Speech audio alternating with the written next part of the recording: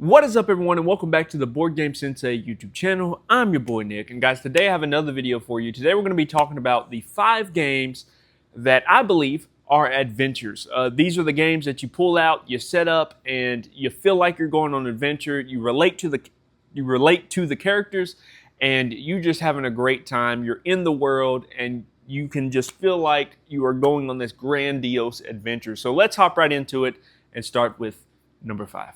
This game immediately gives me that feeling of stepping into the unknown. In expeditions, you are leading an expedition into a mysterious landscape, searching for meteorites or this weird thing that's happening in this world, gathering resources, completing quests, placing your workers on cards, and trying to figure out what happened in the world of Scythe. This is a sequel to Scythe, which, by the way, this is a game that doesn't get talked about a lot at all, but I absolutely enjoy expeditions. The first time I played this game, I immediately felt drawn into the world deeper than I did in the original game of Scythe, because in this one, there's weird things happening, there's meteorites crashing into the ground, and you're not just simply trying to get points, you're exploring, you're building your expedition, and building, or quote unquote, building your expedition. You're discovering new locations and going out on this modular map and dealing with the challenges that come along the way. This is a competitive game, and you're trying to boast about the things that you have found on this expedition. And I also love the visual presentation of this game. The massive modular map, the characters are gorgeous, and the companions, the cards, and the overall setting literally make it feel like you're leading an actual expedition into somewhere that you've never been before. And while the gameplay is, again, a strategy, competitive game, there's something about the theme that makes every decision feel like you're pushing farther into the unknown. So this Expeditions makes the number 5 spot for one of my favorite games that feel like an adventure. Now let's go to number 4. Now, this little box here, this one gives me a very different kind of an adventure. Instead of sitting around a huge board, and you're basically creating this little adventure inside a compact box with 20 dice and some cards. And you're traveling through the Tanglewoods, you're encountering enemies, you're making decisions, you're upgrading your character, well, the stats of your character, I should say, and you're trying to survive long enough to reach the end and to beat the big baddie, or should I say, the big bad wolf in Tanglewoods Red. And that's something that I absolutely love about 20 Strong Tanglewoods specifically. It feels like you're creating a story every time you play it with a very small amount of components, which if a publisher can do that with very small components, they have done something that is absolutely needed and amazing in this space. It feels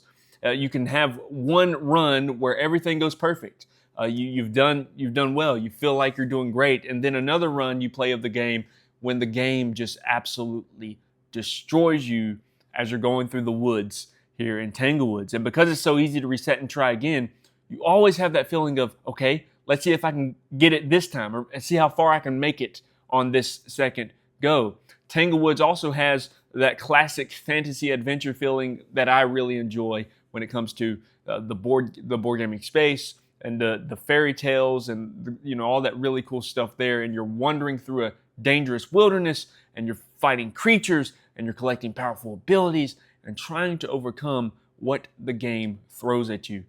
It's almost literally carrying a tiny adventure in your pocket, and that is 20 Strong Tanglewoods. If you want a board game that makes you feel like you're traveling around the world trying to stop something that absolutely should not exist, Eldritch Horror is it. Eldritch Horror is one of those games where the adventure is basically the entire point, right? You're traveling from city to city, you're investigating strange mysteries, you're fighting monsters, you're dealing with the supernatural, or should I say, eldritch horrors right? Eldritch events. This world that H.P. Lovecraft has created has come into the board game space, and can I say it's probably one of my favorite worlds to dive into, because there's something here that really every Eldritch game that I have played, whether it be Cthulhu Death May Die, whether it be Eldritch Horror, whatever it may be, there is something about it that draws you into the world, and you feel like you are going on an adventure. And I think it's a horrific adventure. And I think one of the coolest things about Eldritch Horror is that the board itself feels like a journey, right? You're not just sitting in one location. You're going from London to Tokyo to Arkham to the middle of nowhere, trying to figure out what's going on in this world. Why is this cosmic entities? What are they doing? Are they awakening? And how much time do we really have? You might have a plan, but then all of a sudden the mythos phase happens, and suddenly everything for you in your group changes. And this is one of those games where you'll sit down and you can play it for 3 hours and lose on that third hour. And that can feel absolutely devastating when it comes to playing Eldritch Horror. But again, one of the best adventure games in my collection is Eldritch Horror, and I cannot wait to get this one back to the table, especially for spooky season. And yeah, hopefully get some more content for it. I don't know.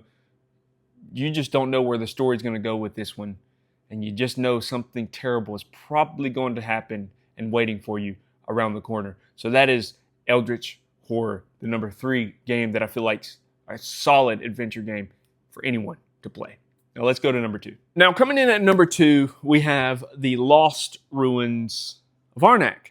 And honestly, this might be one of my favorite games when it comes to the feeling of exploration, because not only are you discovering an ancient island, but you're exploring ruins, you're finding artifacts, you're uncovering mysteries, and they do this through the mechanics of deck building and worker placement, and you know the dual cards that you have that not only you can use as the card itself, but you can go and you can use it as to put your workers out on the board, and you're dealing with the guardians protecting these forgotten civilizations.